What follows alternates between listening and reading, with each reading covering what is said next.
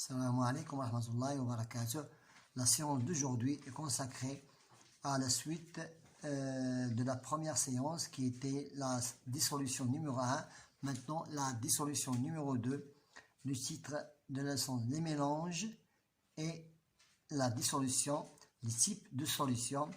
La classe c'est la CM2 et notre manuel c'est mon éveil scientifique au primaire. Maintenant, passons à la page consacrée à notre leçon. C'est la page 28.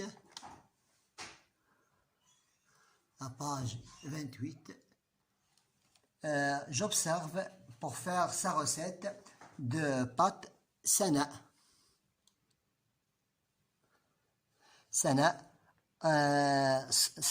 énumère dans une casserole d'eau, jette une poignée de gros sel. Je m'interroge, peut-on dissoudre autant de sel qu'on peut dans une casserole? Non. Il y a une situation où on ne peut pas, où le sel ne peut pas dissoudre, elle est saturée. Donc, après saturation,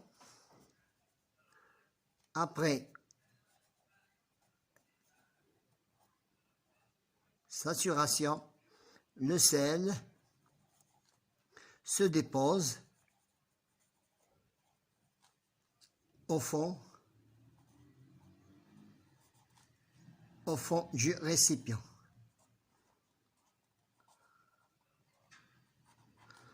Se dépose au fond du récipient. Maintenant, nous proposons quelques solutions à notre question. Je propose une dissolution sur mon cahier d'investigation. Nous parlerons des types de solutions qui sont les suivants: concentré, et la solution concentrée, diluée et saturée. C'est la première séquence de notre leçon. Deuxième, nous parlerons des facteurs de solution. Nous parlerons des facteurs de dissolution, qui sera le réchauffement, réchauffement du sel. Réchauffement du sel, c'est le facteur qui peut dissoudre la dissolution saturée. Maintenant, passons à les types de solutions. Nous avons trois expériences ici, trois étapes de l'expérience. Vers ces trois récipients, contenant chacun de même quantité d'eau, trois quantités de sel différentes. Nous avons ici une petite quantité, c'est moyen et c'est une grande quantité. Et agitez bien le contenu avec une cuillère. Nous remarquons le suivant. Donc, pour quelle observation peut-on permettre de dire que le sel ne se dissout plus? Quelle observation? Donc, à partir d'une certaine, à partir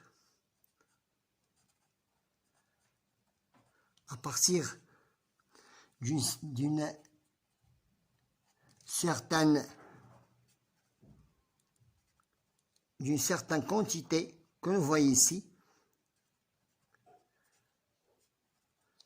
le sel ajouté dans l'eau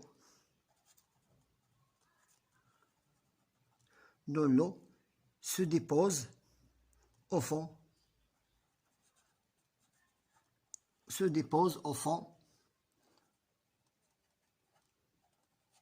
voilà, vous le voyez ici, se dépose au fond du récipient. Se dépose au fond du récipient. Se dépose au fond du récipient.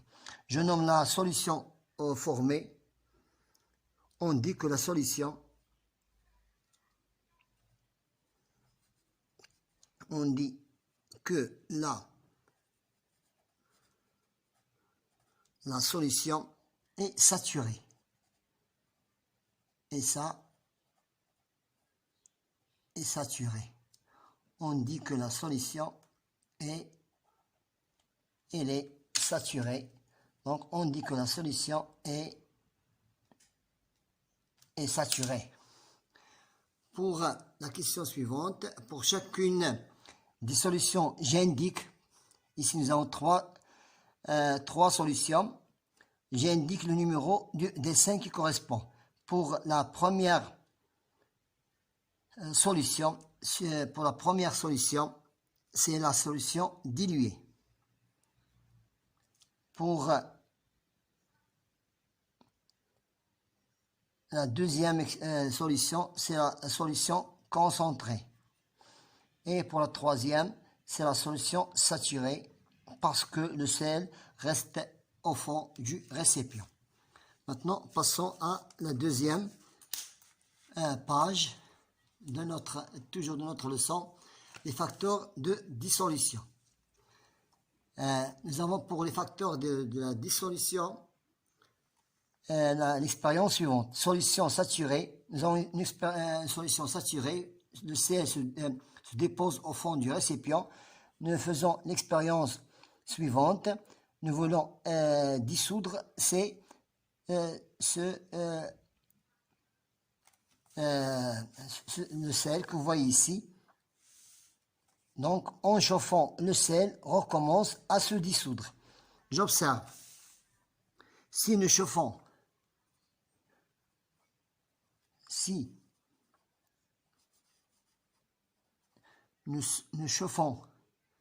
la solution saturée, voilà qu'on voit ici, la solution saturée, alors le sel se dissout. Alors le sel se dissout de nouveau.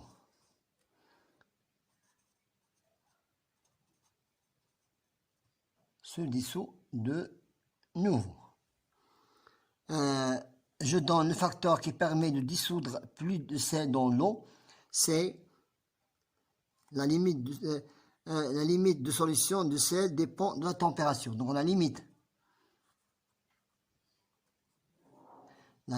de solubilité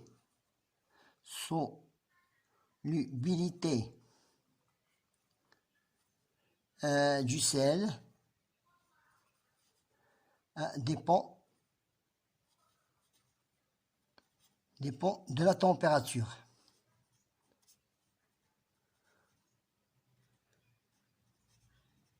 Dépend de la température qu'on voit ici.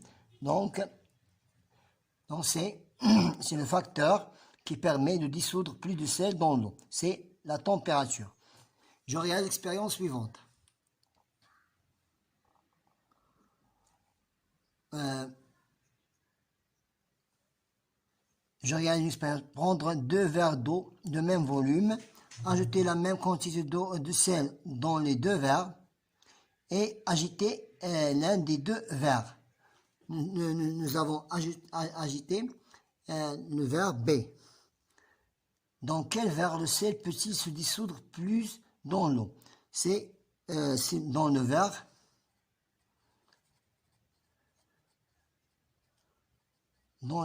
B. Je donne le facteur qui permet d'accélérer la dissolution du sel dans l'eau, c'est l'agitation. Voilà, on a agité, c'est l'agitation. Maintenant, les types de solutions. Nous avons solution diluée, solution concentrée et enfin la solution saturée. À partir d'une certaine quantité d'ajoutée, le sel ne se dissout plus dans le solvant, ça veut dire l'eau. La solution est dite saturée. Lorsque le sel ne peut pas se dissoudre dans l'eau, on dit que c'est la solution saturée. Après saturation, le mélange obtenu est hétérogène parce qu'on voit nous voyons deux corps. L'agitation et la température facilitent la dissolution. Pour l'exercice pour le dernier exercice, on dispose de 3 récipients A, B et C contenant chacune 2 litres. On ajoute respectivement dans ces récipients 400 g, 700 g et 760 g du sel. Du sel, sachant que peut-on dissoudre 360 g du sel en minimum par litre de solution. Ici, dans la solution, donc nous avons ici 360 et 360, ça veut dire 720. Donc, j'ai ici, sachant qu'on peut dissoudre 300 g de sel au maximum par litre. Nous avons ici 2 litres. Et 400 g du sel. Donc 400 g, ça veut dire 2 litres, ça me donne 400 g plus 360 litres. Donc vous avez 2 litres dans 400 g. Donc c'est la solution diluée. C'est la diluée. Donc c'est dilué. Et ici c'est dilué. Pour B 700 g, c'est concentré. Et pour la dernière expérience, 700 g, c'est saturé. C'est saturé. Donc, j'indique le récipient contient une solution saturée, c'est C. C'est pourquoi?